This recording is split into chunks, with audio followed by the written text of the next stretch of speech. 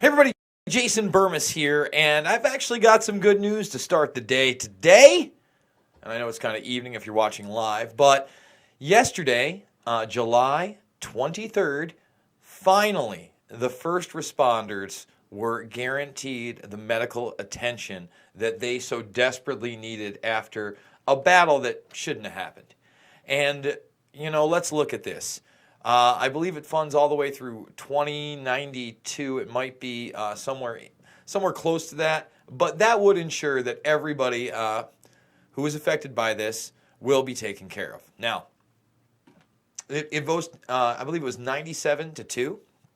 And we're going to play a little bit of Jon Stewart, not only talking well before this weeks ago, where we did a full video trying to get people to understand why this issue matters still today. But his remarks afterwards. And look, Rand Paul, usually I'm really behind him. I think that he does good work. I think, out of mainline politicians, he is by far one of the better ones. But the bottom line is, it was 2092, by the way. The bottom line is that, look, is this system perfect? Absolutely not. But these men and women were lied to, straight up. And if you've watched my documentary films on 9/11, you can do so in the playlist section, and I'm encouraging you to do that. You'll find out that absolutely 100% elements of this government helped these attacks, period. If you want to look at Khalid al-Mihdhar living with and renting from an FBI informant, if you want to look at the obstruction that was made by the FBI to people like Barry Carmody and Robert Wright, you can see there they were protected. You can see that some of them trained at U.S. Military bases. Some went to the Defense Language School in, I believe it was Monterey, California. All right? So on that level alone, we have responsibilities. We could talk about all the drills. We could talk about Able Danger. And we could talk about the aid of foreign government involvement that they covered up after the fact, and more than likely in ways facilitated. Okay? But then, on top of all that, Christine Todd Whitman and others perpetrated a lie that the air was safe to breathe. And these men breathed that air day in and day out, well after, it was about saving people's lives. So I want to play this just small clip of Jon Stewart speaking both at the initial hearing and then after this finally passing, despite Rand Paul basically trying to get this vote postponed even further and tacking on an amendment I don't think was necessary. Your indifference costs these men and women their most valuable commodity, time. Stewart back on Capitol Hill today. We'll spend some time today thinking about the friends that we've lost, who gave their last moments, really, coming down to Washington and fighting for their brothers and sisters. And they did. And that's absolutely true. And in the background there is John Feel of the Feel Good Foundation. Great work by him over the years. Somebody that's really been helping with a lot of these people. And here's the deal. On top of all this, okay, and we're going to go over to this Rand Paul interview in a moment. On top of all this, you have to understand these men that have terminal illnesses or they're going to be sick the rest of their lives. They're at the mercy of an extremely corrupt pharmaceutical and medical industry that will bankrupt them. That will bankrupt them and their families. 100%. 100%. Most of these people have homes in Long Island, Staten Island, Queens, outside of New York City. There's no way you can afford to live in Manhattan with a family. And things financially were very, very different 18 years ago before this happened, almost 18 years ago. I promise you that. Pre 9/11, even pre the Bush presidency, things were pretty good. The economy was booming. The internet bubbles hadn't burst yet. Gas was under $1 a gallon. And, it didn't cost a small fortune to own a home in Long Island. And I promise you, it does today. And medical costs, they've at least had to triple, if not quadruple, since then. especially in that area. So to me, this was a no-brainer. To me, it doesn't matter how much it costs. We have plenty of money for war and other corrupt systems, and I just could not understand Rand Paul, having to die on his sword on this one. I can respect when a guy stands by his purpose, which I'll agree with some of what he says in this interview here, but I certainly didn't like his attitude about it. I know Jon Stewart, and Jon Stewart is sometimes funny, sometimes informed, but in this case, he's neither funny nor informed.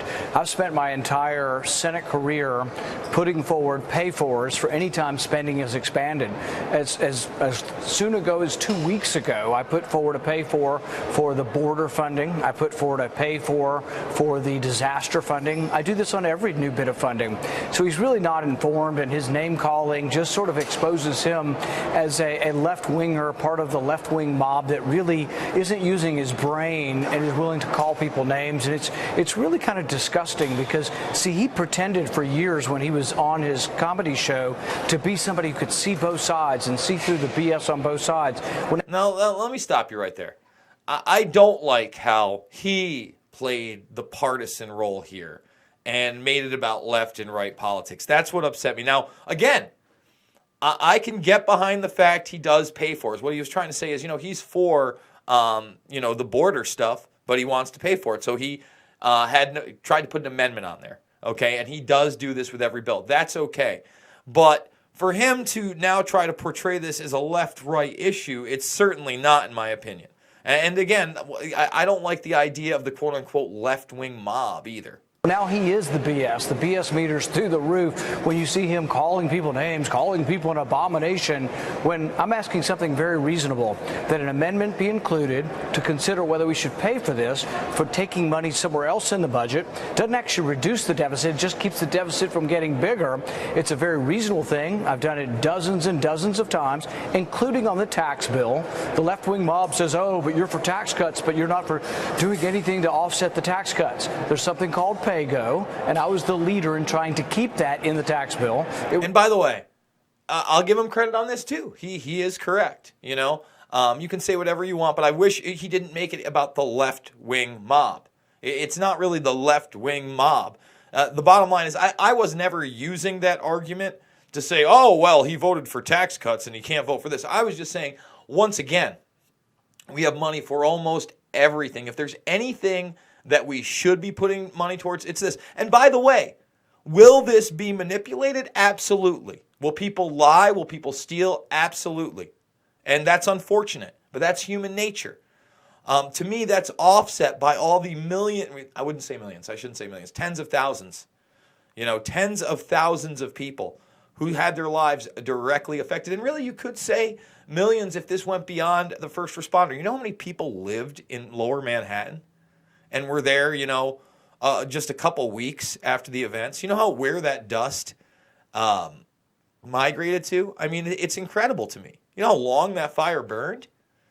So to me, Rand makes a good point that, again, it shouldn't be about him voting for tax cuts. I'm never saying that. It shouldn't be about him being consistent. But when he gets into name calling and making this a partisan issue, I think he's wrong. It was in the tax bill when we passed it and was later taken out of the pass. What's going on there? No. Oh, no. Well, it looks like we got to wait for this whole yappa to do. Let's see if we can fix that. Really, Fox News? I'm surprised I'm getting this in there. Do I have to hit play again? The tax bill over my objections. So the whole thing is misrepresented. But did you vote for that when it was taken out? I mean, or was it too late? I mean, their argument that they've been making is that you were okay paying for a tax cut, but not this stuff. Right. But they're misinformed, and they're either liars or misinformed. When we passed the tax bill, the PAYGO provision was in the tax bill. So as we passed the bill, the next instruction should have been by the end of the year, we would have had to cut spending. In a subsequent bill, they went ahead and got rid of the PAYGO rules in some big, enormous spending bill. I objected to it, and I forced an amendment vote on it, and only 9 people voted with me. But when I voted for the tax bill, it actually had provisions in it that said you would have to cut spending if there's any less revenue. But again, this is where I agree with Rand Paul. And that's why I kind of wanted to play this clip, because I'm still pretty appalled that he would vote, to put an amendment into the bill when he knows that none of these bills have that. And I get it. It's still 2092. It also has no cap.